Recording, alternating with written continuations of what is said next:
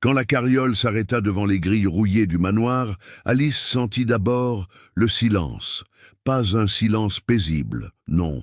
Un silence épais, lourd, comme si la maison elle-même retenait son souffle depuis des années. Les grilles grincèrent en s'ouvrant, arrachant un soupir à la terre gelée. Le cocher, un vieil homme au visage marqué par les hivers, lui jeta un regard qu'elle ne sut interpréter. Pitié, avertissement. Il ne dit rien, se contenta de déposer sa valise de cuir dans la neige durcie avant de repartir au galop, comme s'il fuyait quelque chose d'invisible. Alice resta seule face au manoir. La façade était grande, noble autrefois, avec ses colonnes de pierre et ses fenêtres hautes. Mais aujourd'hui, elle semblait malade, les volets fermés comme des paupières closes, la mousse grimpant le long des murs, les marches du perron fissurées par le gel. Personne n'était venu l'accueillir. Personne ne l'attendait vraiment. Dans le village, on lui avait dit « Ne va pas là-bas ». Tous ceux qui y sont allés sont repartis, certains en courant, d'autres en pleurant. Mais Alice n'avait pas le luxe de refuser. Elle avait besoin de ce travail. Elle avait besoin de survivre. Elle serra la poignée de sa valise, inspira l'air glacé du matin et avança vers la porte massive. Avant même qu'elle ne frappe, la porte s'ouvrit, lentement, comme mue par une main invisible. Alice sentit un frisson lui parcourir l'échine. Puis, dans l'ombre du hall, une silhouette apparut. Un homme, grand, droit, immobile comme un jugement. Il se tenait là, silencieux, et Alice eut l'impression étrange qu'il la jaugeait comme on examine un objet qu'on hésite à garder. Elle leva les yeux, et ce qu'elle vit la figea un instant. Beau, oui, d'une beauté presque dure, sculptée dans la douleur, la mâchoire ciselée, les cheveux noirs légèrement en désordre, le regard sombre, mais surtout cette tristesse.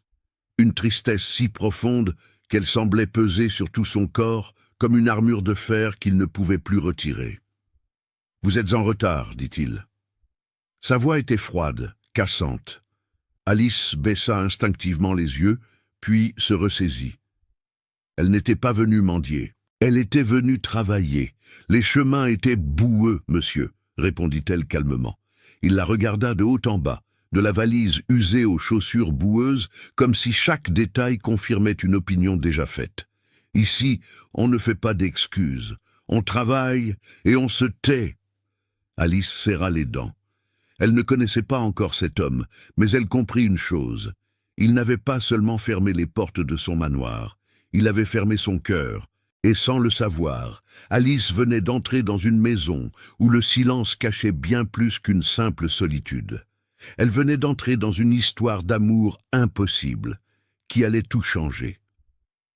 Avant de continuer cette histoire, raconte-moi dans les commentaires de quel pays tu nous accompagnes. Ça me passionne de savoir jusqu'où voyagent nos histoires. Écris ton pays ci-dessous, et si tu ne l'as pas encore fait, abonne-toi à la chaîne Entre les scènes pour ne manquer aucune de nos histoires émouvantes. Le hall était immense, mais presque vide. Pas de domestiques pressés, pas de bruit de cuisine, pas de rire d'enfants. Seulement la poussière qui dansait dans les rares rayons de lumière filtrés par les rideaux tirés. Le parquet grinçait sous les pas d'Alice, comme si la maison protestait de les voir encore vivants. L'homme, le comte, supposa-t-elle, marchait devant elle sans un mot, ses pas résonnant dans le silence pesant. Il ne se retournait pas, il ne parlait pas.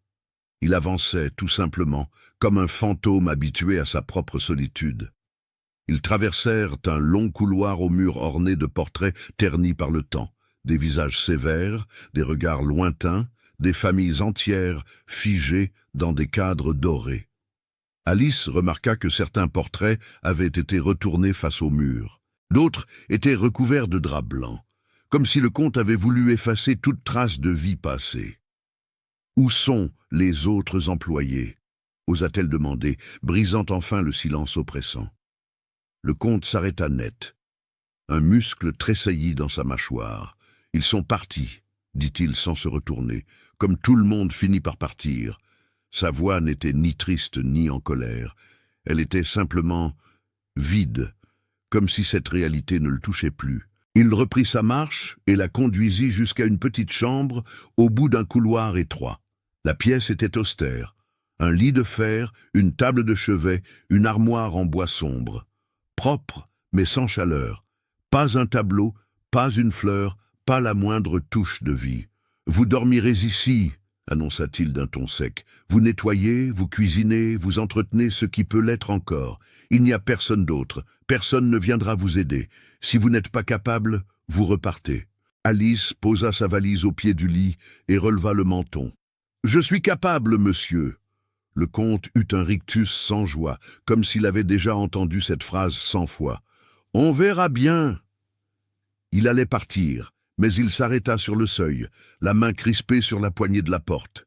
Il ne la regardait pas. Il regardait le sol, comme s'il cherchait ses mots dans les rainures du parquet.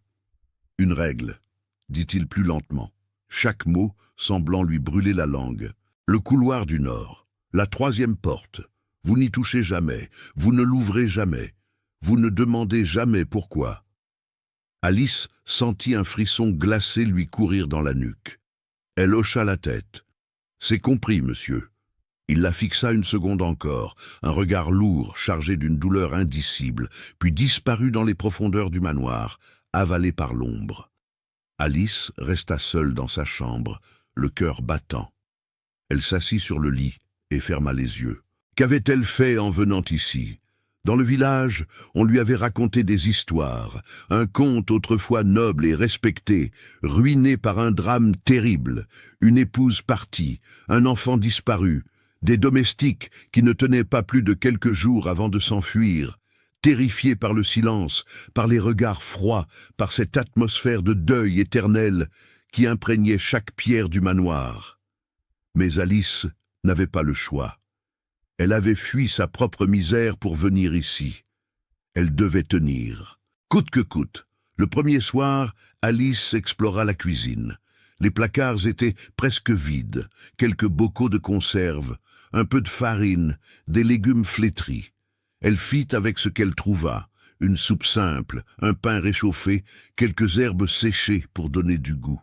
Elle dressa le plateau avec soin, alluma une petite bougie et monta jusqu'au grand salon où le comte s'était enfermé. Il était assis près de la fenêtre, le regard perdu dans le jardin noirci par l'hiver. Il ne se retourna pas quand elle entra. Il ne bougea pas. C'était comme s'il ne la voyait pas, comme s'il regardait à travers elle, vers quelque chose que personne d'autre ne pouvait voir. « Le dîner, monsieur » murmura Alice en posant le plateau sur la table basse. Aucune réaction. Elle hésita, puis fit demi-tour pour sortir. Mais juste avant qu'elle n'atteigne la porte, sa voix résonna, froide, tranchante. « Vous appelez ça un dîner ?» Alice se retourna. Le comte n'avait toujours pas bougé.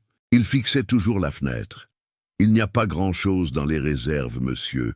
Je ferai mieux demain. » Il eut un rire bref, sans joie. « Faites mieux. Ou partez. » Alice sentit la honte la piquer, mais elle serra les poings et se retint de répondre. Elle n'était pas là pour se faire humilier, mais elle n'était pas non plus là pour abandonner au premier obstacle. Elle allait sortir quand soudain la voix du comte s'éleva de nouveau. Plus basse cette fois, presque arrachée. « Ne faites pas de bruit la nuit. » Alice s'arrêta, la main sur la poignée. « Pourquoi, monsieur ?» Le comte se leva d'un coup, si brusquement qu'Alice sursauta. Il se retourna enfin, et ce qu'elle vit dans ses yeux la glaça. Ce n'était plus de la tristesse, c'était de la glace pure. « Parce que je l'ai dit !» Alice sortit sans ajouter un mot, le cœur serré.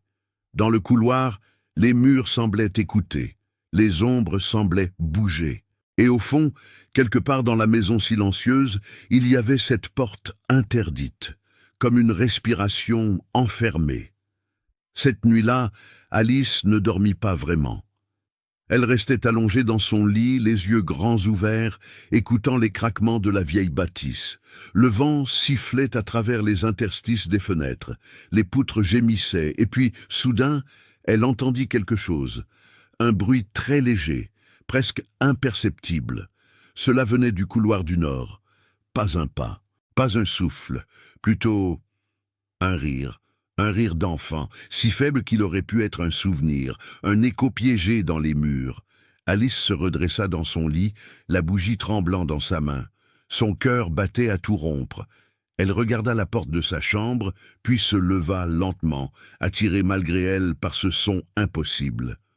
Elle ouvrit sa porte et passa la tête dans le couloir.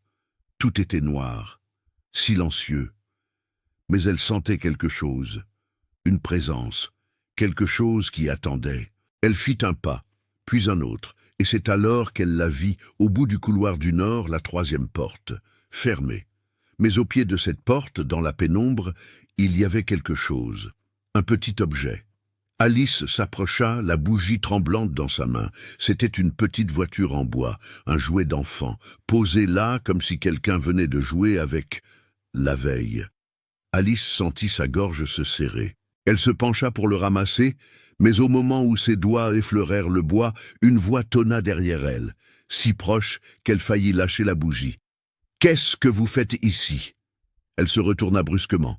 Le comte était là, dans le couloir, le visage déformé par une rage froide. Mais ce n'était pas de la colère ordinaire, c'était de la panique, de la terreur. Alice recula, le souffle court. « J'ai entendu un bruit, monsieur. Retournez dans votre chambre. Maintenant. » Sa voix tremblait. Ses poings étaient serrés, et dans ses yeux, Alice vit quelque chose qu'elle n'avait pas vu avant. Une douleur si profonde qu'elle donnait envie de pleurer.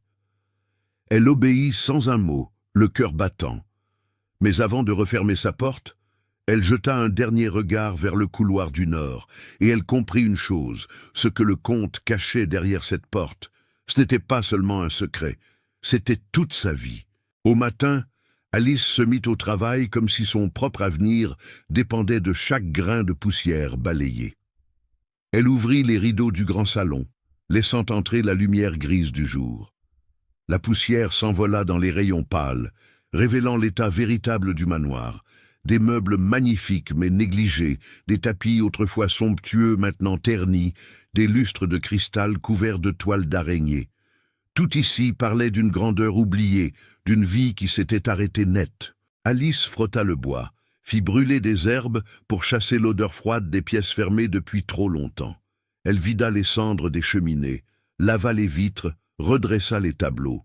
Le manoir résistait, des tiroirs bloqués par l'humidité, des serrures capricieuses, des traces de vie figées sous la poussière, comme des fossiles d'un temps révolu. Le comte apparaissait rarement, et quand il apparaissait, c'était toujours pour juger, jamais pour remercier. « Vous avez laissé une trace sur le marbre », disait-il en pointant le sol du doigt. « Le feu est trop fort », remarquait-il en passant devant la cheminée. « Le pain est trop sec », lâchait-il en repoussant son assiette. Chaque phrase était un coup sec, sans merci, comme s'il punissait le monde entier de continuer d'exister sans lui. Alice serrait les dents. Elle n'était pas venue pour être aimée. Elle était venue pour tenir. Et elle tiendrait. Mais plus les jours passaient, plus elle comprenait quelque chose. Cet homme n'était pas cruel par nature, il était cruel par souffrance. Chaque reproche était un mur qu'il érigeait entre lui et le monde. Chaque regard froid était une armure qu'il refusait d'enlever. Il ne cherchait pas à blesser Alice, il cherchait à la tenir à distance, comme il avait tenu tout le monde à distance. Parce qu'aimer, c'était risquer de perdre encore. Un après-midi, en rangeant la bibliothèque du petit salon, Alice trouva un livre tombé derrière une étagère. La couverture était usée, les pages jaunies. Elle l'ouvrit machinalement et quelque chose tomba. Un dessin d'enfant. Un dessin simple, maladroit, touchant, un jardin avec un soleil aux rayons trop longs, une femme aux cheveux longs qui souriait, un homme grand et droit, et entre eux, une petite main tenant leurs mains à tous les deux. En haut du dessin, un prénom écrit avec des lettres tremblantes, « Maman ». Alice resta figée, le dessin entre ses doigts. Elle comprit sans qu'on le lui dise. Il y avait eu une famille ici, une vraie famille, et elle avait disparu, emportée par un drame dont personne ne parlait. « Qu'est-ce que vous avez trouvé ?» La voix du comte la fit sursauter. Il était entré sans qu'elle ne l'entende, et maintenant il se tenait là, à quelques pas d'elle, le regard fixé sur le dessin. « Rien, monsieur, dit-elle instinctivement en refermant le livre. Mais ses yeux la trahirent. Le comte s'approcha trop près. Il avait cette beauté froide qui donnait envie de reculer, mais aussi cette douleur si évidente qu'elle faisait mal à regarder. « Vous mentez, dit-il d'une voix blanche. » Alice posa le livre sur la table avec une lenteur prudente. « Je rangeais. C'est tout. » Le regard du comte tomba sur le dessin.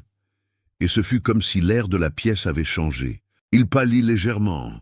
Pas de manière théâtrale, non. Plutôt comme quelqu'un qui se rappelle une blessure au moment même où on appuie dessus.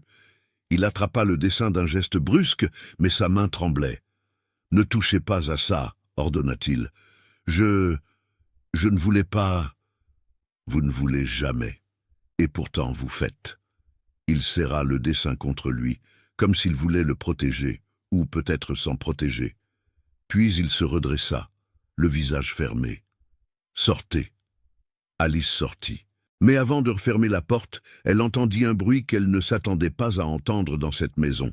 Un souffle cassé, irrégulier, un sanglot qu'on refuse de laisser sortir. Elle resta un instant immobile dans le couloir, la gorge nouée.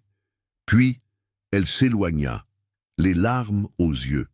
Ce soir-là, Alice prépara un repas plus riche, avec ce qu'elle avait pu trouver au marché du village voisin. Des légumes frais, un peu de viande salée, une tarte simple aux pommes. Elle dressa le plateau avec soin, ajouta une petite lampe à huile pour éclairer la pièce sombre. Quand elle entra dans le salon, le comte était assis au même endroit, près de la fenêtre. Le dessin d'enfant était posé sur ses genoux. Alice posa le plateau sans un mot. « La pièce est sombre, monsieur, » dit-elle doucement, en allumant la lampe. Il ne leva pas la tête. « Tout est sombre ici. » Alice hésita. Puis, sans trop savoir pourquoi, elle osa dire ce qu'elle pensait depuis des jours. « Ce n'est pas la maison qui est sombre, monsieur, c'est ce qu'on a enfermé dedans. » Le comte releva enfin les yeux. Dans son regard, il y eut quelque chose de dangereux, mais aussi quelque chose de brisé. « Vous parlez trop. »« Peut-être, » répondit Alice calmement, « mais je travaille, et je reste. » Il eut un rire bref, vide, sans joie. « Vous croyez être différente des autres? Vous croyez que vous allez sauver le pauvre comte malheureux ?» Alice le regarda droit dans les yeux. « Je ne cherche pas à vous sauver, monsieur, mais je sais une chose. On ne guérit pas en méprisant ceux qui essaient d'aider. » Le comte se leva brusquement, renversant presque le plateau. « Vous n'êtes pas là pour m'aider. Vous êtes là pour être payé. »« Alors payez-moi et laissez-moi faire mon travail, » répondit-elle d'une voix ferme mais douce, « même si ce travail vous dérange. » Il la fixa longtemps, comme s'il cherchait dans ses yeux une faille, une raison de la renvoyer. Mais il ne trouva que de la sincérité. Et peut-être, pour la première fois depuis des années, cela le désarma. « Ne vous avisez pas d'aller dans ce couloir, » dit-il d'une voix sourde. Alice sentit son cœur se serrer. Le couloir du Nord. Il serra la mâchoire si fort qu'Alice vit un muscle tressaillir. Cette porte n'existe pas. Il sortit. Et quand le silence retomba, Alice resta seule au milieu du salon, avec cette certitude brûlante.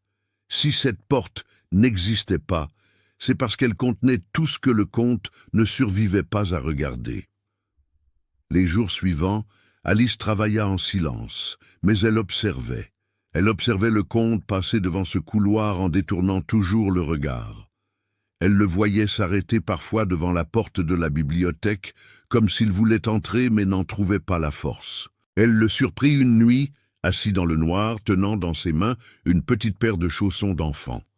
Il ne pleurait pas, mais son visage disait tout. Un soir, alors qu'Alice nettoyait le grand escalier, elle entendit des voix venant du bureau du comte. Elle s'approcha discrètement et reconnut la voix d'un homme plus âgé, probablement un notaire ou un créancier. « Monsieur le comte, vous ne pouvez plus repousser ces dettes. Il faut vendre. Le manoir, les terres, tout. » « Non. Mais monsieur, j'ai dit non. Vous allez tout perdre. » Il y eut un silence, puis la voix du comte, plus basse, presque brisée. « J'ai déjà tout perdu. » La porte s'ouvrit brusquement et l'homme sortit, rouge de colère. Il passa devant Alice sans la voir et quitta le manoir en claquant la porte.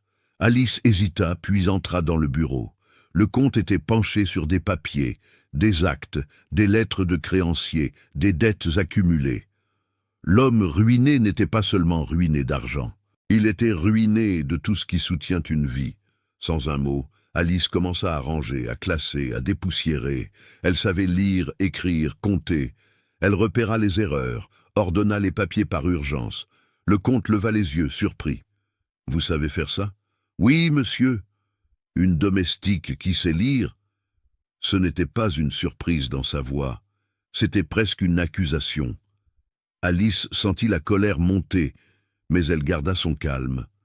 Une domestique est une personne, monsieur, pas une ombre. Il fronça les sourcils. Puis son regard glissa vers un objet posé sur le coin du bureau, un petit chausson d'enfant, soigneusement gardé dans une boîte de velours. Alice ne le toucha pas, mais son visage changea malgré elle. Le comte referma la boîte d'un coup sec. « Ne regardez pas ça. Je n'ai rien dit. Je n'ai pas besoin que vous disiez quoi que ce soit. Je vois ce que vous pensez. » Il se leva, plus grand, plus imposant. « Vous croyez que je suis un monstre, n'est-ce pas ?» Alice inspira profondément. « Je crois que vous souffrez, monsieur. » Cette phrase le frappa comme un coup de poing. Son visage se fendit un instant, comme si une fissure apparaissait dans son armure. « Vous ne savez rien » lâcha-t-il d'une voix étranglée, et pour la première fois, il parla. Pas vraiment à elle, plutôt au vide qui le rongeait depuis si longtemps. « Ma femme, Claire, elle est partie. Et mon fils a disparu aussi. Après ça, les gens sont devenus du bruit. Des mains qui cassent, des bouches qui posent des questions, des regards qui veulent comprendre ce qui ne peut pas être compris. Alors j'ai renvoyé tout le monde. Je n'ai gardé personne. Parce que personne ne peut réparer ce qui a été arraché. » Alice sentit les larmes lui monter aux yeux, mais elle les retint. Elle ne voulait pas qu'il la voie faible. « Et le garçon, il s'appelait comment ?» Le comte se figea. Ses yeux devinrent noirs. Ne prononcez jamais son nom. Alice baissa la tête. « D'accord, monsieur. » Il sortit sans ajouter un mot, et Alice resta seule dans ce bureau rempli de dettes et de souvenirs, avec la certitude que cet homme ne se battait plus pour vivre. Il se battait juste pour ne pas disparaître complètement. Les jours suivants, le manoir sembla plus lourd que jamais, comme si ses murs avaient entendu la confession du comte et n'avaient pas aimé ça. L'air était chargé d'électricité invisible, d'une tension qui vibrait dans chaque recoin. Alice travaillait sans relâche, mais elle sentait le poids du secret grandir en elle. Cette porte du couloir du Nord, elle l'appelait, pas de manière rationnelle. C'était plus fort que ça, comme une nécessité. Un soir, alors qu'elle rangeait le trousseau de clés trouvé dans la cuisine, elle remarqua une clé plus ancienne que les autres, rouillée, mais solide. Elle savait qu'elle n'avait pas le droit. Elle savait qu'elle allait provoquer une tempête, mais elle savait aussi qu'une maison ne respire plus quand un cœur s'y enferme. La nuit était tombée. Le manoir était plongé dans le silence. Alice, une bougie à la main, avança dans le couloir du Nord. Chaque pas résonnait comme un battement de cœur. Elle arriva devant la troisième porte. La serrure était froide au toucher. Elle glissa la clé dedans. Elle tourna. Un déclic. La porte s'ouvrit lentement, comme si elle hésitait elle-même à révéler ce qu'elle cachait. Une odeur de bois ancien et de linge fermé envahit les narines d'Alice. Elle entra. La chambre était petite, intacte, figée dans le temps. Un petit lit avec des draps blancs soigneusement tirés, des livres d'enfants empilés sur une étagère, un cheval de bois près de la fenêtre, des jouets rangés avec soin, et partout, cette fine couche de poussière qui recouvrait tout, comme un linceul invisible. Alice s'avança, le cœur serré. Elle posa la main sur le cheval de bois. Il était froid. Puis, elle se tourna vers la fenêtre. Les rideaux étaient tirés depuis si longtemps qu'ils semblaient scellés. Elle les ouvrit d'un geste lent. La lumière de la lune entra, timide d'abord, puis pleine. Et dans cette seconde, le manoir sembla inspirer. « Qu'est-ce que vous faites ici ?» La voix tonna derrière elle, si proche qu'Alice sursauta violemment. Elle se retourna. Le comte était sur le seuil, le visage déformé par une douleur furieuse. Pas de colère d'orgueil, de panique pure. Alice recula, le dos contre le mur. « Monsieur, je... »« Sortez !» hurla-t-il. Mais elle ne bougea pas. Quelque chose en elle refusait de fuir. « Cette chambre ne doit pas mourir, monsieur, » dit-elle d'une voix tremblante mais ferme. « Sortez d'ici immédiatement. »« Vous avez enfermé votre fils ici comme on enferme une blessure, » continua Alice, les larmes aux yeux. « Mais une blessure enfermée s'infecte. » Le comte entra d'un pas lourd, tremblant. Ses yeux se posèrent sur le lit, sur les jouets, sur le rayon de lumière qui éclairait maintenant la pièce. Et là, quelque chose se brisa en lui. Ses épaules s'affaissèrent. Sa respiration devint irrégulière. Sa main se posa sur le dossier du lit, comme s'il avait besoin de se tenir debout pour ne pas s'effondrer. « Vous n'aviez pas le droit, » souffla-t-il, la voix brisée. Alice s'approcha, gardant une distance respectueuse. « Je sais, monsieur, et je suis désolé, mais je ne pouvais pas laisser cette chambre mourir. » Le comte ferma les yeux. Et quand il les rouvrit, son regard était noyé de larmes qu'il refusait encore de laisser couler. « J'ai été horrible, » murmura-t-il, « avec eux, avec tout le monde, parce que si je les laissais entrer, si je laissais quelqu'un voir, j'allais m'effondrer complètement. » Alice sentit sa gorge se serrer. « Peut-être qu'il est temps de vous effondrer un peu, monsieur, pour pouvoir vous relever ensuite. » Le comte fixa le cheval de bois. Lentement, comme un homme qui touche quelque chose de sacré, il le prit dans ses mains. Ses lèvres tremblèrent. Son souffle se brisa, et dans le silence de la chambre enfin ouverte, un sanglot lui échappa, vrai, brut, irrépressible. Il tomba à genoux, serrant le jouet contre lui, et pleura. Pleura comme il n'avait jamais pleuré depuis le jour où son monde s'était écroulé. Alice s'agenouilla près de lui, sans le toucher. Elle était juste là, présente, silencieuse. Et pour la première fois depuis des années, le comte ne pleurait plus seul. Quand les sanglots se calmèrent enfin, le comte resta assis sur le sol, épuisé. Alice lui tendit un mouchoir qu'elle avait dans sa poche. Il le prit sans un mot. « Il s'appelait Julien, » dit-il enfin, d'une voix à peine audible. Alice sentit son cœur se serrer. « Julien, c'est un beau prénom. » Il hocha la tête, les yeux perdus dans le vide. Il avait 4 ans. Il riait tout le temps. Il courait partout dans le manoir en faisant des bruits de chevaux. Il dessinait des soleils avec trop de rayons et des maisons avec des portes trop grandes. Et moi, je croyais avoir le temps. Alice posa doucement une main sur son épaule. Le comte ne la repoussa pas. « N'en qu'est-il arrivé ?» Le comte inspira longuement, comme s'il cherchait le courage de prononcer les mots qu'il avait enfouis pendant si longtemps. « Il est tombé malade. Une fièvre. Le médecin a dit que ce n'était rien, que ça passerait. Mais ça n'est pas passé.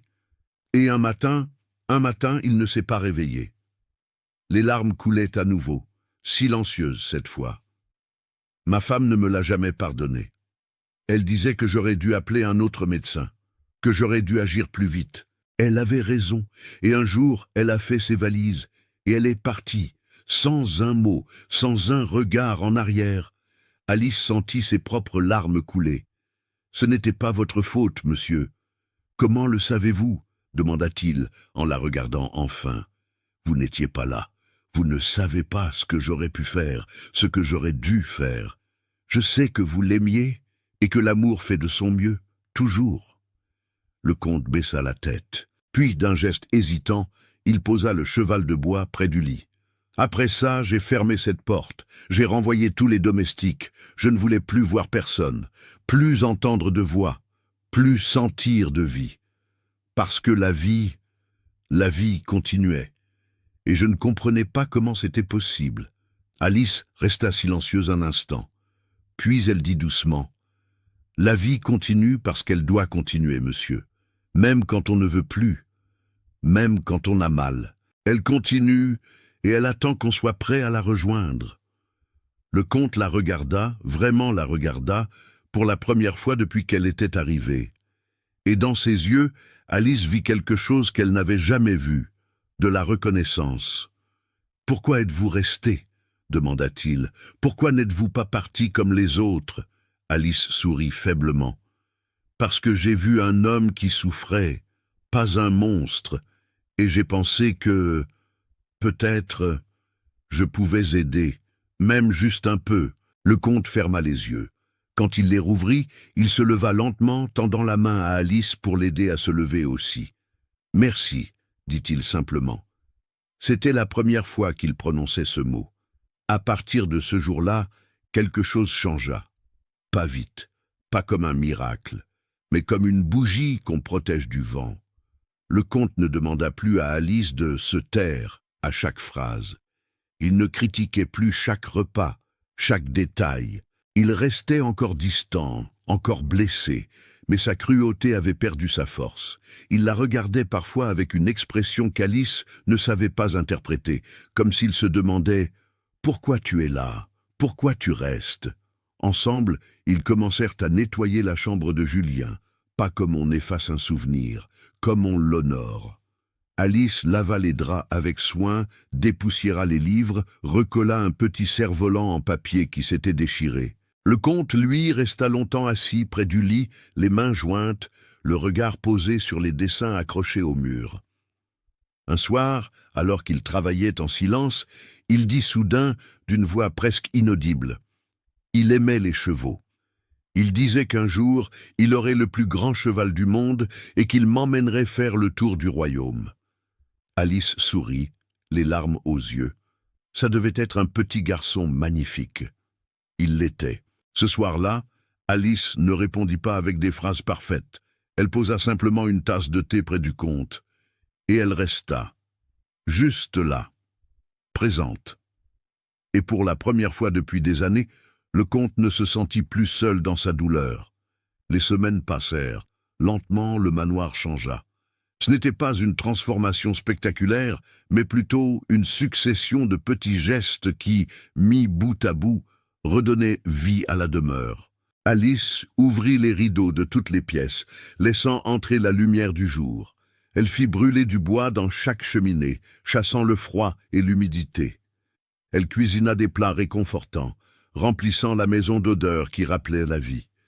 Et le comte commença à changer aussi, pas tout à coup, mais petit à petit. Il sortait de son bureau plus souvent.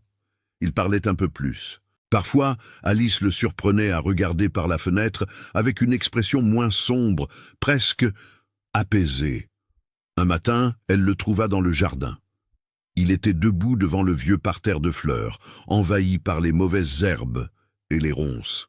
Il tenait une pelle dans ses mains, comme s'il ne savait pas trop quoi en faire. Alice s'approcha surprise. « Monsieur !»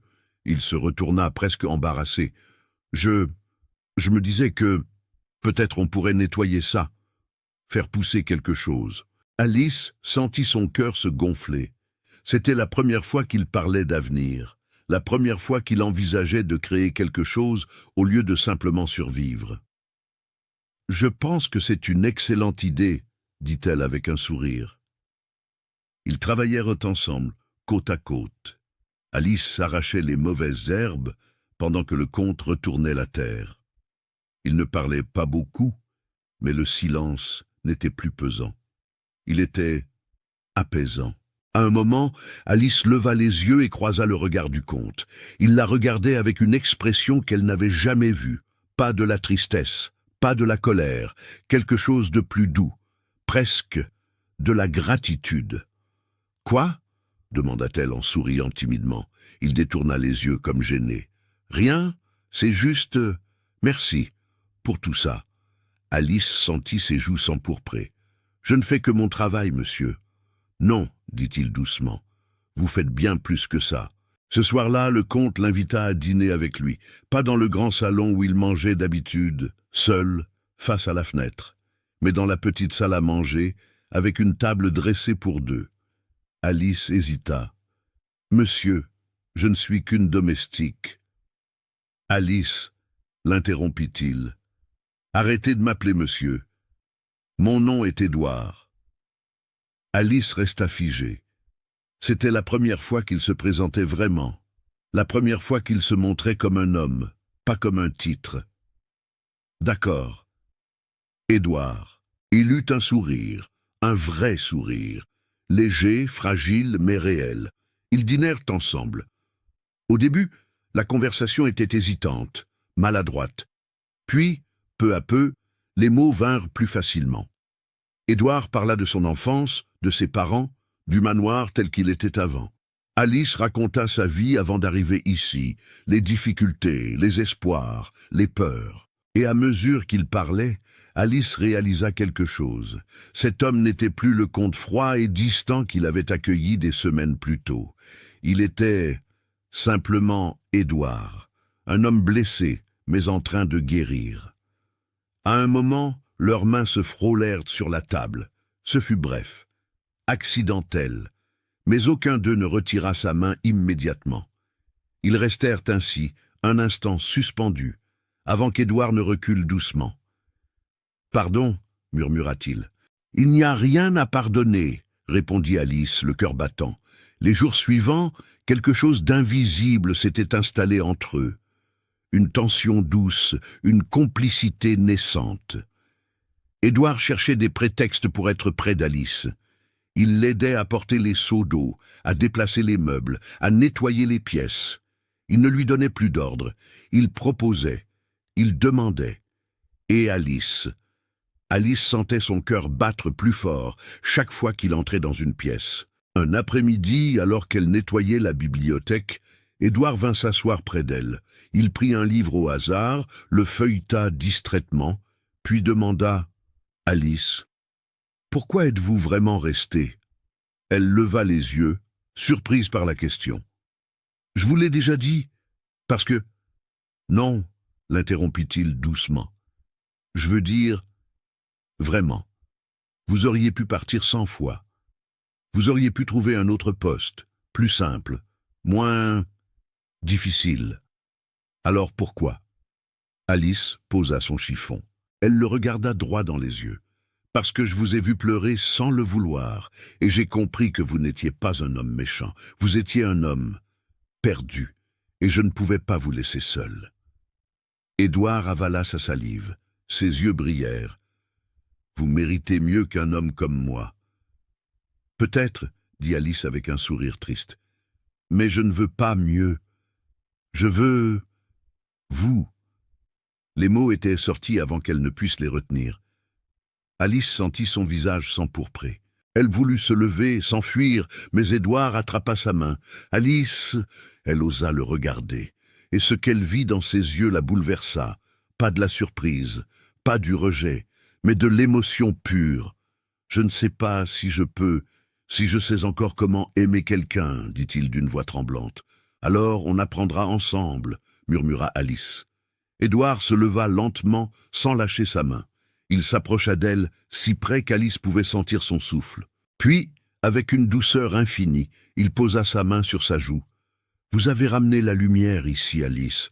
Vous m'avez ramené à la vie. » Et sans un mot de plus, il se pencha et l'embrassa.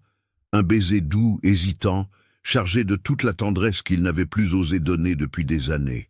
Quand ils se séparèrent, Alice avait les larmes aux yeux. « Je t'aime, Édouard. »« Moi aussi, » murmura-t-il. « Je crois que je t'aime depuis le jour où tu as ouvert cette porte. » La nouvelle se répandit rapidement dans le village. Le comte avait retrouvé le sourire, et il avait demandé Alice en mariage. Les villageois ne le croyaient pas. Le comte ruiné, le comte maudit, l'homme qui renvoyait tout le monde, tombé amoureux d'une domestique. Mais quand Édouard et Alice apparurent ensemble au marché, main dans la main, tous virent la vérité. Cet homme n'était plus le même. Son visage était détendu. Ses yeux brillaient, et à ses côtés, Alice rayonnait. Le mariage fut simple, discret, presque secret. Pas de grande foule, pas de faste inutile, juste deux êtres qui s'aimaient, un curé bienveillant et quelques témoins. La cérémonie eut lieu dans la petite chapelle du manoir, devant la fenêtre qui donnait sur le jardin qu'ils avaient planté ensemble. Quand Édouard passa l'alliance au doigt d'Alice, sa main tremblait. « Je promets de te rendre heureuse, murmura-t-il. Tu l'as déjà fait, répondit Alice en souriant à travers ses larmes. Et le manoir, qui avait été une maison de deuil, devint un foyer, pas parfait, pas sans cicatrices, mais vivant. Les mois passèrent. Édouard et Alice transformèrent le manoir ensemble. Ils redécorèrent les pièces, ouvrirent les volets définitivement, firent repeindre les murs. Le jardin fleurit, les oiseaux revinrent chanter. Et surtout, ils rirent comme Édouard n'avait plus ri depuis des années. Un soir, alors qu'ils étaient assis dans le salon près du feu, Alice prit la main d'Édouard et la posa doucement sur son ventre. Édouard fronça les sourcils, ne comprenant pas tout de suite. Puis il sentit quelque chose, un léger mouvement. Ses yeux s'écarquillèrent. « Alice, tu es... »« Oui, » dit-elle en souriant. « Nous allons avoir un enfant. » Édouard resta figé. Une tempête d'émotions traversa son visage. La joie, la peur, l'espoir, l'angoisse. Puis, lentement, il se pencha et posa son front contre le ventre d'Alice. « Je te promets que je serai là, » murmura-t-il. « Je te promets que je ne raterai rien. » Alice caressa ses cheveux, le cœur débordant d'amour.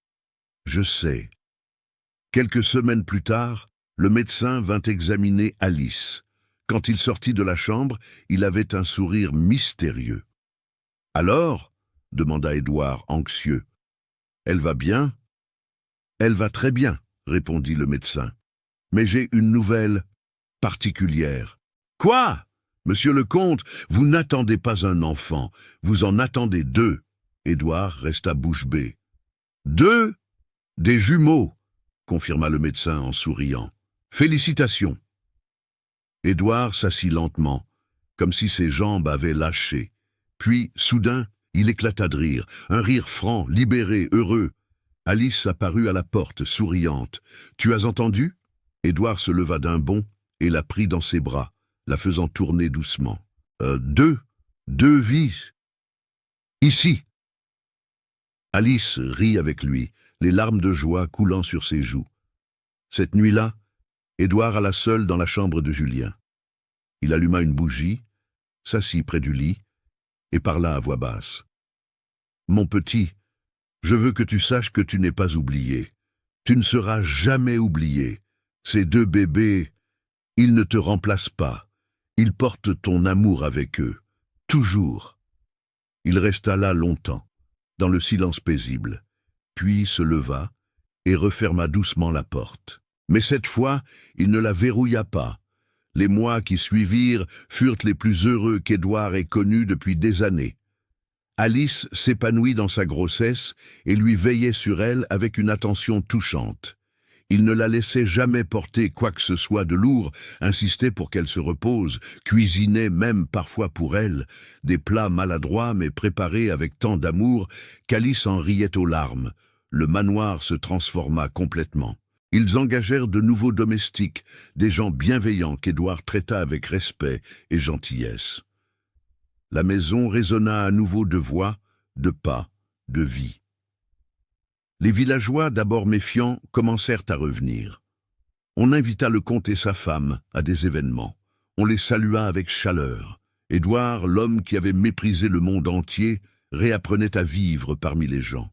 Un jour, alors qu'Alice et lui se promenaient dans le jardin fleuri, elle s'arrêta soudain et posa une main sur son ventre.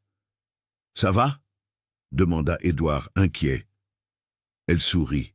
« Il bouge. Beaucoup. » Édouard posa doucement sa main à côté de la sienne. Il sentit les petits coups, les mouvements. Ses yeux se remplirent de larmes. « Ils sont là, » murmura-t-il, émerveillé. « Oui, » dit Alice, « ils sont là.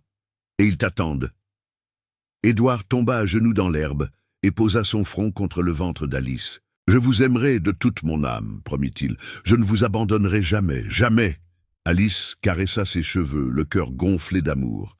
« Je sais, mon amour, je sais. » Le jour de l'accouchement arriva plus tôt que prévu. C'était une nuit d'hiver, claire et froide, avec des étoiles si brillantes qu'elles semblaient veiller sur le manoir. Édouard fit appeler la sage-femme et le médecin.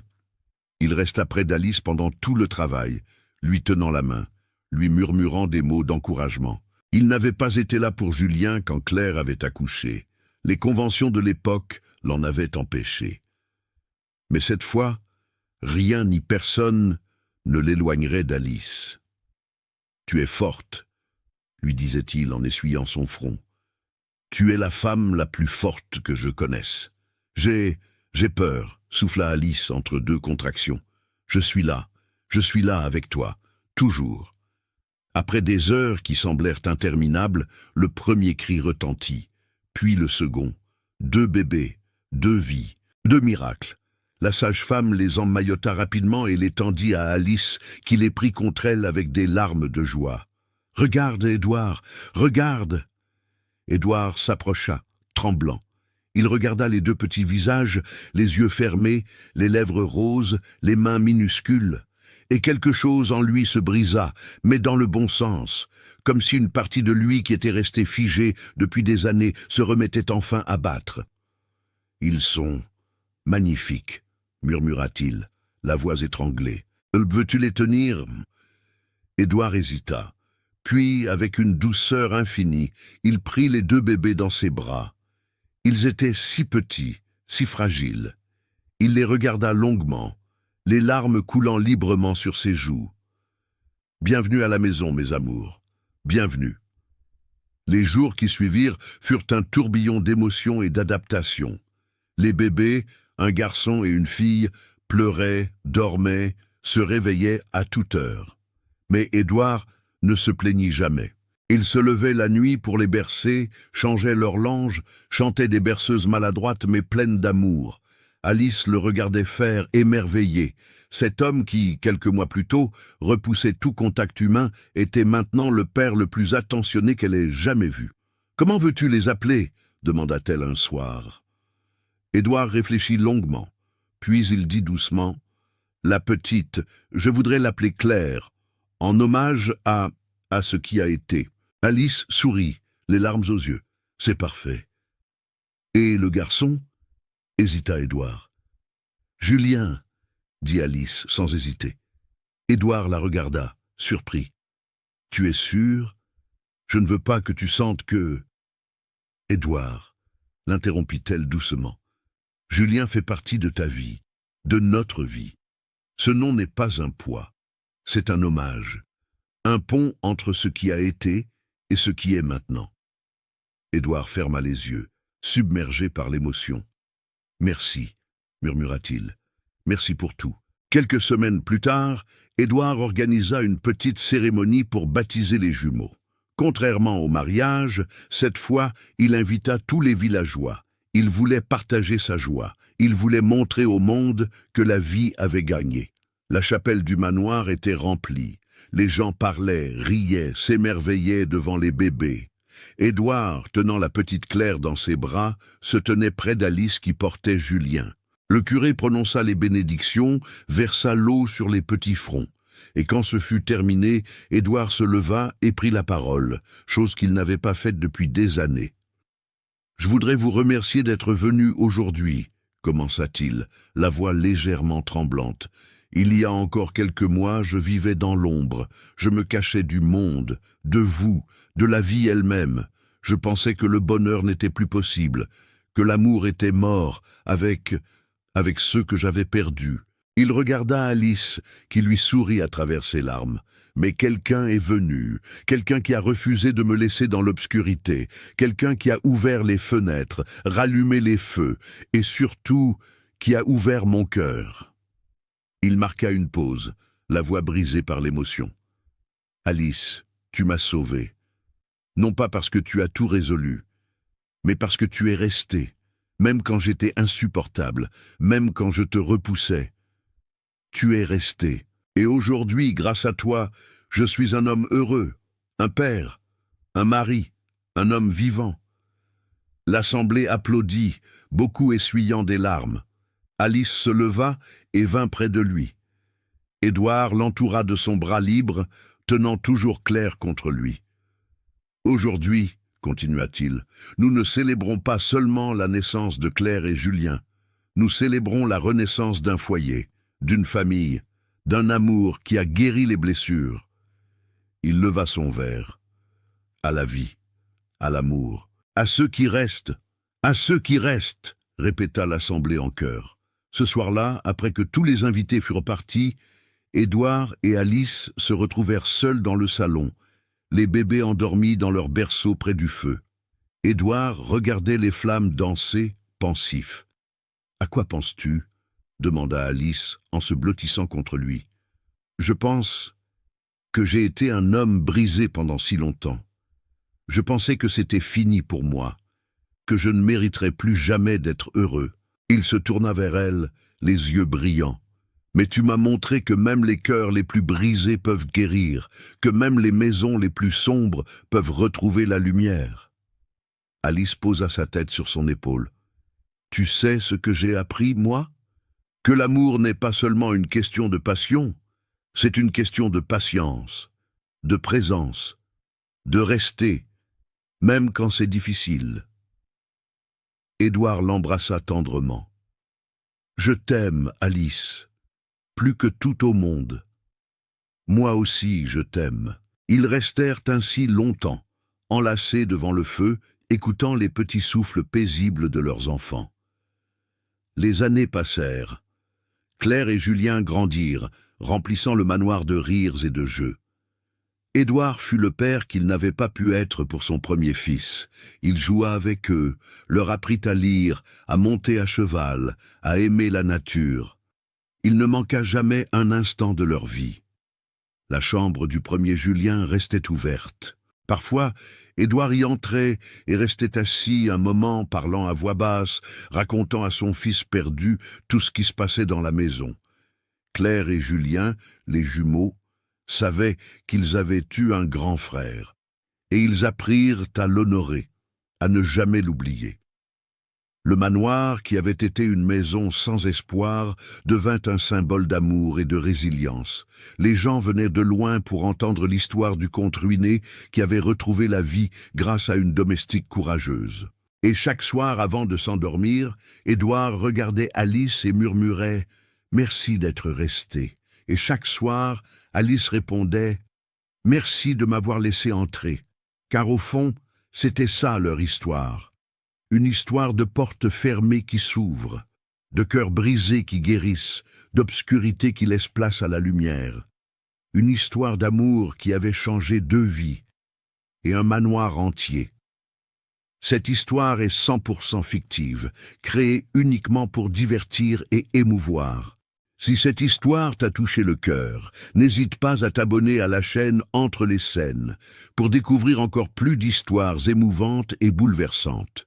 Laisse un like, partage cette vidéo avec ceux que tu aimes et dis-moi dans les commentaires quelle a été ta partie préférée de l'histoire d'Alice et Édouard. À très bientôt pour une nouvelle aventure.